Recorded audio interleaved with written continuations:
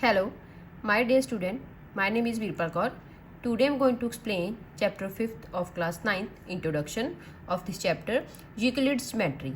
सबसे पहले जो यूक्लिड ज्योमेट्री थी, ये किसने कंसेप्ट दिया था? यूक्लिड ने दिया था। उनको फादर ऑफ ज्योमेट्री भी कहा जाता है। इस चैप्टर में हम एक्सॉइम्स और पोस्टुलेट्स के बारे में पढ़ेंगे जो उन्होंने दिए हैं। सबसे पहले एक्सॉइम्स क्या होते हैं और पोस्टुलेट्स क्या होती हैं। एक्सॉइम्स और the postulates are the assumptions. ऐसी अजम्पशंस होती हैं जो ऑब्वियसली यूनिवर्सल ट्रुथ होती हैं पर उनको प्रूव नहीं किया गया। फॉर एग्जांपल, अगर हम पॉइंट लेके चलते हैं, ये एक पॉइंट है, तो ये एक पॉइंट है, हमें ये पता है, तो इस पॉइंट को क्या करेंगे, हम इनको प्रूव नहीं कर सकती। तो ऐसी ही कंडीशंस, ऐसी जम्पशंस जिसको हम प्रूव नहीं करते बट वो यूनिवर्सल क्या होती हैं, ट्रुथ होती हैं। नेक्स्ट है थ्योरम। थ्योरम क्या होती हैं? Theorem are the statements which are proved using definitions, axioms, previously proved statements and deductive reasoning. Theorem क्या होती है? थ्योरम एक ऐसी स्टेटमेंट्स होती हैं जो हमने क्या करी है, जिसको हम प्रूव करते होते हैं।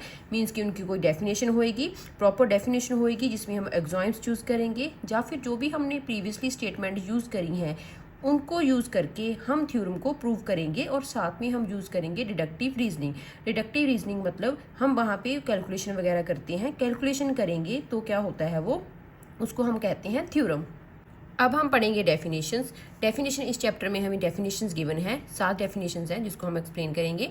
अ point is that which has no part. Point एक ऐसा पॉइंट होता है, पॉइंट एक ऐसी चीज़ होती है जिसका कोई भी पार्ट नहीं होता। फॉर एग्जांपल, ये पॉइंट है, ना ही तो उसकी लेंथ है ना ही इसकी ब्रेड्थ है, तो पॉइंट क्या है? Which has no part. Next है a line is breathless length. For example, हमने जहाँ पे एक लाइन ड्रॉ करी है जिसको हमने नाम दे दिया ए एंड बी। इस लाइन की लेंथ तो हमारे पास होएगी बट इसकी अगर हम देखें ब्रेथ तो इसकी कोई भी ब्रेथ नहीं है, तो लाइन क्या होती है? ब्रेथलेस लेंथ होती है उसकी। नेक्स्ट है third, the end of a line are points. For example, अगर हम क्या करते हैं, जहाँ पे एक लाइन लेते हैं, ये हमने लाइन ड्रॉ करी है, तो अगर एक लाइन को हम ड्रॉ करते हैं तो उसके जो एंड होते हैं, एंड के ऊपर क्या बनते हैं? पॉइंट्स होते हैं। The end of a line are points. अगर इस लाइन का एंड हो रहा है तो जहाँ पे क्या होंगी जी? पॉइंट्स होंगी। नेक्स्ट है fourth, the straight line is a line which lie evenly with the points on it self.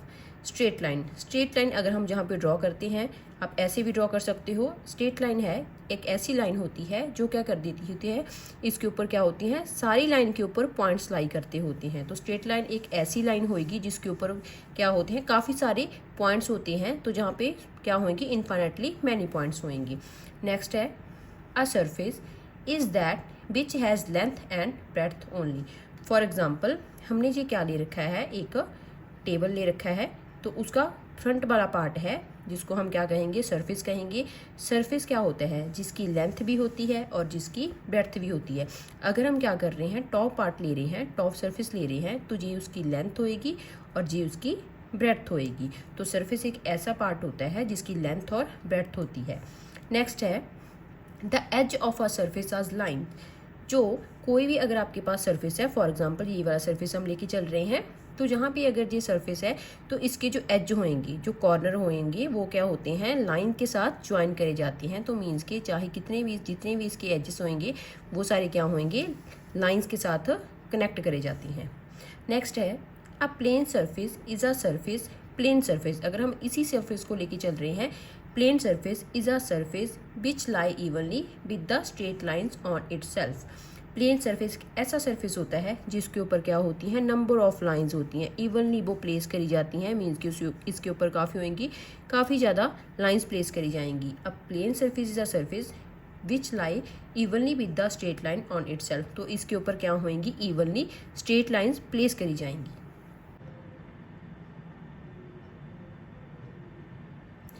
अब हम एक्सॉइम्स के बारे में पढ़ेंगे। हमारे पास क्या है? 7 एक्सॉइम्स होते हैं। Things which are equal to the same thing are equal to each other. जो थिंग्स जो इक्वल होती हैं सेम थिंग के, वो आपस में भी इक्वल होती हैं। इसको हम एग्जाम्पल के साथ समझेंगे। मान लो अगर ए किसके इक्वल है? बी के इक्वल है, और बी किसके इक्वल है? सी के इक्वल है। तो यहाँ पे थिंग्स विच आर इक्वल, ए और सी किसके इक्वल हैं? बी के इक्वल हैं। इट मीन जो दोनों की दोनों ए और सी हैं वो भी क्या हो जाएंगे? इक्वल हो जाएंगे। Things which are equal to same thing, things which are equal to same thing, A और सी किसके इक्वल हैं? बी के इक्वल हैं। वो दोनों के क्या होते हैं? बाद में दोनों थिंग्स क्या होती हैं? आपस में भी इक्वल हो जाती हैं।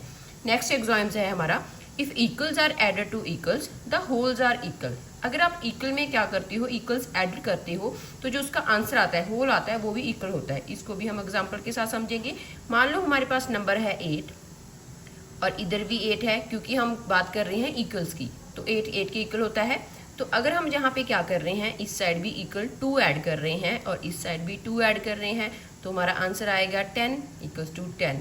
अगर आप इक्वल्स में इक्वल ऐड करते हो तो जो आपका होल आता है वो भी इक्वल होता है। नेक्स्ट है if equals are subtracted from equals the remainder are equals. अगर आप क्या करते हो, इक्वल्स में सब्ट्रैक्ट करते हो इक्वल्स को, तो जो रिमाइंडर्स होते हैं वो भी हमारे इक्वल आती हैं। फॉर एग्जाम्पल हम जहाँ पे नंबर लेके चल रहे हैं, इक्वल 5 इक्वल्स टू 5 होता है। अगर हम दोनों से क्या करते हैं, 2 माइनस करते हैं, हमने यही पढ़ा यहाँ पे। अगर इक्वल्स में हम क्या करते हैं, इक्वल सब्ट्रैक्ट करते हैं, तो मैंने इक्वल नंबर ही सब्ट्रैक्ट करा है, तो जो हमारा रिमाइंडर आएगा वो भी क्या होएगा, इक्वल होएगा। नेक्स्ट है things which are coincide with one another are equal to one another. तो इसको हम क्या करते हैं, एक एग्जाम्पल के साथ समझते हैं। मान लो हमने स्क्वायर ले लिया एक, दिस इज अ स्क्वायर, और अनदर स्क्वायर ले लिया, वो भी उसकी भी साइडें सेम है। अगर इसकी साइड हम 2 सेंटीमीटर लेके चल रहे हैं तो इसकी भी 2 है। थिंग्स विच आर कोइंसाइड, अगर आप इस स्क्वायर को इसके ऊपर रखोगे तो वो क्या कर जाएगा, कोइंसाइड कर जाएगा, मीन्स के इसको पूरे का पूरा छिपा लेगा। तो things which are coincide with one another are equal to one another. तो अगर हम इसको इसके ऊपर रखेंगे तो ये जो ये वाला स्क्वायर है, इस स्क्वायर को पूरा पूरा कवर कर रहेगा, तो ये क्या होंगे, दोनों के दोनों इक्वल हो जाएंगे। अब हम चलते हैं नेक्स्ट एग्जाम के ऊपर। Axiom 5, the whole is greater than the part. जो होल होता है, पूरा होल होता है, पूरी कोई भी फिगर होती है, वो पार्ट से ग्रेटर होती है। फॉर एग्जाम्पल हम इसको सर्कल की एग्जाम्पल से समझेंगे। हमने एक सर्कल ले लिया, मान लो मैंने क्या करा, जहाँ पे इस सर्कल का इतना पार्ट कट कर लिया। अगर हम इसका इतना पार्ट कट कर रही हैं तो वो मैंने जहाँ पे लिख लिया, जो पार्ट मैंने कट करा था। तो कट करने के बाद जहाँ पे कट करा है जो वाला पार्ट, ये पार्ट क्या है, इससे स्मॉलर है, बट हमारा होल क्या होता है, हमेशा पार्ट से ग्रेटर होता है। तो it means the whole is greater than the part. ये वाला एग्जाम एक्सप्लेन हो गया। नेक्स्ट है हमारा 6th axiom, things which are double of the same thing are equal to one another. Things which are double of the same thing. अगर मान लो हम example के साथ समझते हैं इसको, अगर हम जहाँ पे 4 लेके चल रहे हैं, 4 का डबल कर रहे हैं इस साइड से, तो क्या हो जाएगा, 4 का डबल करने पे 4 2 जा 8। अगर हम इधर भी क्या कर रहे हैं, इसका डबल कर रहे हैं, तो क्या हो जाएगा 8। Things which are double of the same thing. अगर आप क्या करते हो, किसी एक नंबर को लेके उसका डबल करते हो, किसी मर्जी वे से कर रहे हो, तो जो आपका आंसर आता है वो भी इक्वल आता है।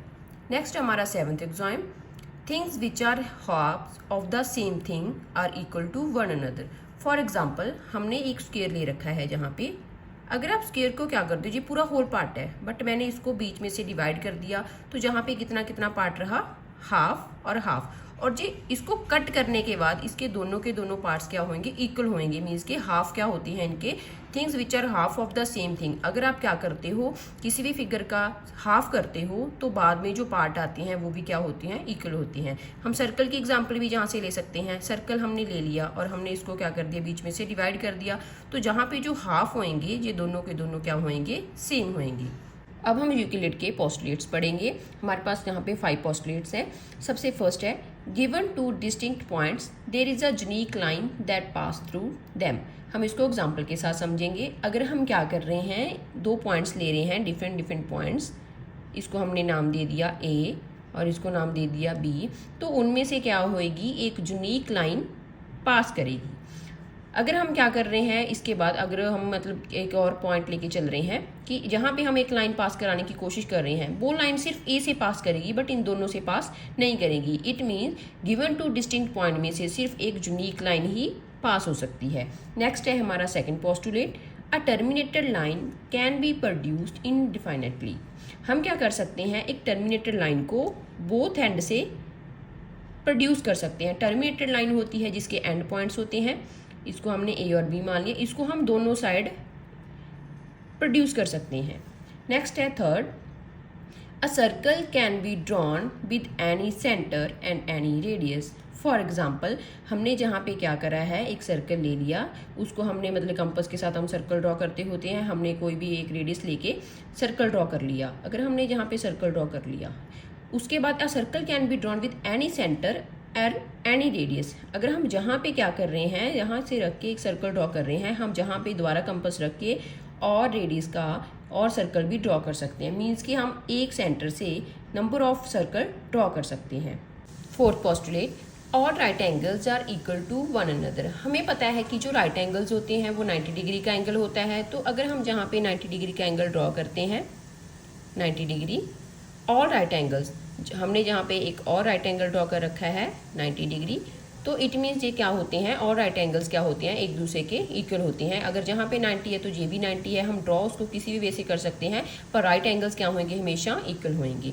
नेक्स्ट है हमारा fifth postulate, if a straight line falling on the two straight line makes the interior angle on the same side of it taken together less than two right angle। For example जहाँ पे हमने क्या कर रखा है, तो lines ले रखी हैं, this is L and this is M line, और इसको क्या कर रही है, if a straight line falling, इसके ऊपर एक स्ट्रेट लाइन फॉल कर रही है जिसको हमने क्या दे दिया, y का नाम दे दिया। और जहाँ पे इन्होंने बोला है कि इंटीरियर एंगल, तो जहाँ पे इंटीरियर एंगल को हम मार्क कर लेते हैं 1 2 3 4। Interior angle on the same side of taken together less than right angles then the two straight line if produced indefinitely meet on that the same side on which the sum of angle is less than the two right angle. हमें जहाँ पे क्या given है कि अगर दो lines हैं उसको हम क्या करते हैं, आगे प्रोड्यूस करते हैं, तो जो उसके इंटीरियर एंगल बनेंगे वो क्या होंगे, 180 से लेस होंगे। फॉर एग्जांपल हमने जहाँ पे क्या करा है, एंगल 1 और एंगल 3 को ले लिया, एंगल 1 और एंगल 3 को हमने ले लिया 140, और एंगल 2 और एंगल 4 को हमने ले लिया 220, क्योंकि इस साइड हमें पता है कि अगर हम इन लाइंस को आगे प्रोड्यूस भी कर रहे हैं, ये एक दूसरे को क्या करेंगी, मीट कर जाएंगी यहाँ पे, तो वहाँ पे जो एंगल्स होते हैं उनका सम क्या होता है, 180 से लेस होता है। मीन्स टू राइट एंगल कितने के होते हैं, 180, तो इन दोनों एंगल का सम क्या होएगा, 180 से लेस होएगा। तो जहाँ पे हमने इनका सम लेके चले हैं 140, तो इनका सम दो राइट एंगल से क्या है, लेस है। स्ट्रेट लाइन फॉल कर रही है दो स्ट्रेट लाइंस के ऊपर, और वो इंटीरियर एंगल बना रही है सेम साइड ऑन द, तो जहाँ पे जो दो राइट एंगल बने हैं वो 180 से लेस हैं। अगर हम उन लाइंस को आगे प्रोड्यूस करते हैं तो वो लाइंस क्या होंगी, एक पॉइंट के ऊपर मीट करेंगी। ये था हमारा fifth postulates. Thank you so much. अगर आपको मेरी वीडियो अच्छी लगती है तो मेरी वीडियो को लाइक और मेरे चैनल को सब्सक्राइब जरूर कर देना।